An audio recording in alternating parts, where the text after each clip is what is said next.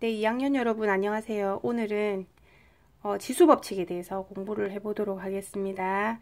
교과서 26페이지에 있는 지수법칙에 대해서 한번 알아봅시다.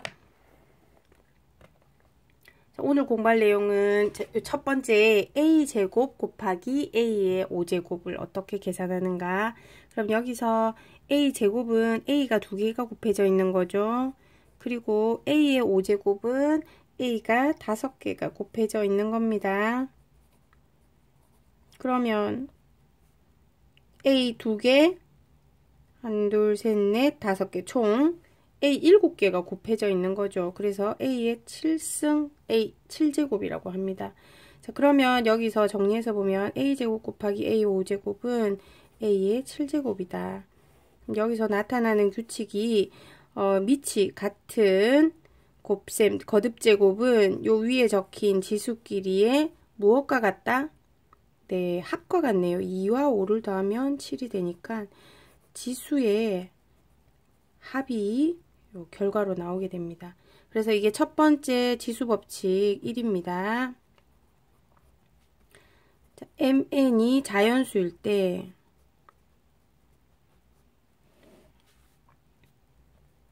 a의 m제곱 곱하기 a의 n제곱은 지수끼리의 합과 같다라고 해서 이게 지수법칙 1번입니다.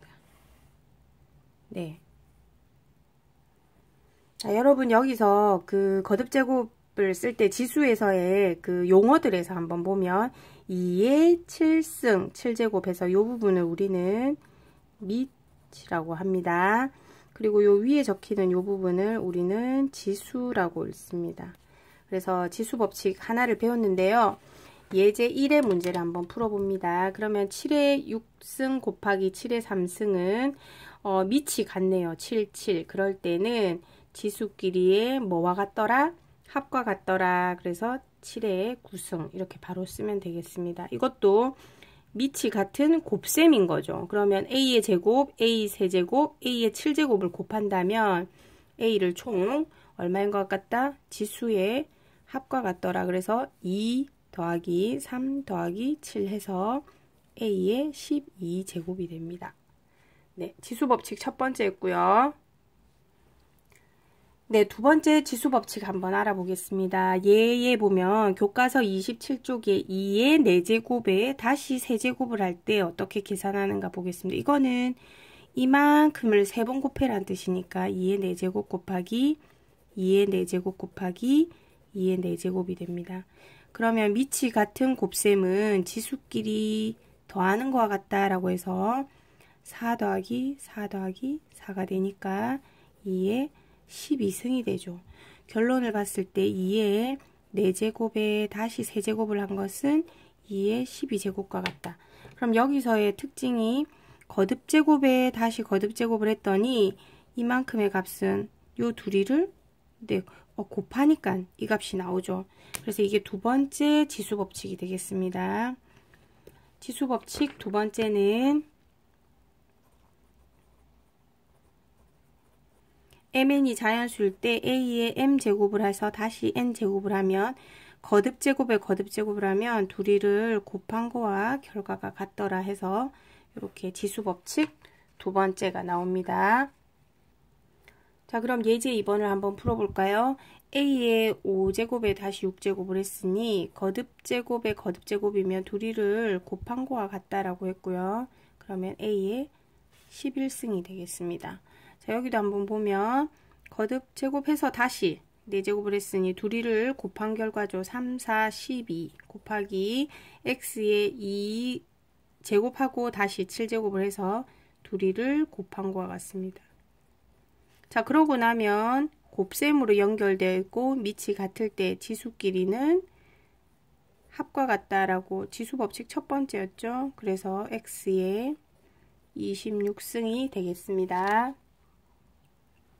자, 그러면 이번에는 지수법칙 세 번째 한번 볼까요? 나눗셈도 한번 해봐야 되겠죠. 곱셈을 해봤으니까.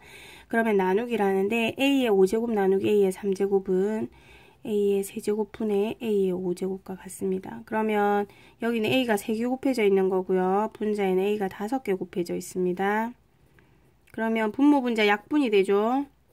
그러면 남은 건 A제곱이 되겠네요. 네. 그러면 나눗셈은 지금 보니 나눗셈은 지수끼리 어떤 결과가 나온 것 같습니까? 네, 뺄셈인 것 같습니다. 그죠? 곱셈일 때는 지수끼리 합이었죠. 그래서 그런 법칙이 또 하나 나오네요. 두 번째는 이렇게 보면 분수로 쓰면 A 세제곱분의 A 세제곱이니까 분모도 A가 3개 곱해져 있고 분자도 A가 3개 곱해져 있어서 몽땅 약분이 되고 그냥 1이 됩니다. 네, 마지막으로 분모가 더 클 경우도 있을 겁니다. A의 5제곱분의 A 세제곱이면 나눗셈을 하자면 분모에 A가 5개 곱해져 있고요. 분자에 A가 3개 곱해져 있습니다. 그러면 약분을 해주고요. 분모에 A제곱이 남게 되네요. 요 2개 남았습니다. 자, 그러면 아까처럼 나눗셈은 지수끼리의 뺄셈과 같은 규칙을 갖는 걸 알 수 있고요. 빼보면 요건 0이 되죠. 요거는 분수로 했을 때 다 약분이 되니까 1이라는 걸 기억하시고 그 다음에 분모의 값이 더 클 경우에는 이렇게 분수 형태가 된다라는 걸 기억하면 좋을 것 같습니다. 자, 그래서 지수법칙 3을 정리하면 다음과 같이 되는데요. m이 n보다 크면 나눗셈일 때는 지수끼리의 뺄셈으로 하면 되겠다. 이고 같을 경우에는 1이 된다. 그 다음에 n이 더 클 경우에는 분수 형태로 적는다인데 이거를 공식화해서 외우기에는 더 불편할 수가 있습니다. 그래서 요거 하나만 기억을 하고 왜냐하면 앞에 곱셈은 지수끼리 합이었기 때문에 나눗셈은 지수끼리 빼면 되겠네 라는 생각은 자연스럽게 들겠죠. 그래서 나머지 요 부분은 직접 분수로 고쳐서 계산하는 게 요 외우는 것보다는 훨씬 더 편리할 것 같습니다. 자, 마지막 지수법칙 한번 보겠습니다. 곱과 나눗셈에서의 거듭제곱을 볼 건데요. AB의 총 세제곱은 어떻게 되는가 보면 요렇게 생긴 걸 3번 곱하라는 뜻이죠. 그래서 AB 곱하기 AB 곱하기 AB가 됩니다. 그러면 A가 몇 번 곱해지냐? A 3번 곱해졌네요. 그 다음 B는 몇 번 곱해졌을까? B 역시 3번입니다. 그래서 A 세제곱, B 세제곱으로 고칠 수 있습니다. 결국은 이 지수법칙에서 거듭제곱을 하면 안에 곱셈의 각각의 항들마다 요 지수만큼이 들어가면 되겠습니다. 그 다음에 B분의 A의 세제곱 역시 이만큼을 3번 곱하라는 뜻이니까 B분의 A 곱하기 B분의 A 곱하기 B분의 A고요. 분모에 B가 3번 곱해졌으니 B 세제곱 분자 A 3개 A의 세제곱 이렇게 됩니다.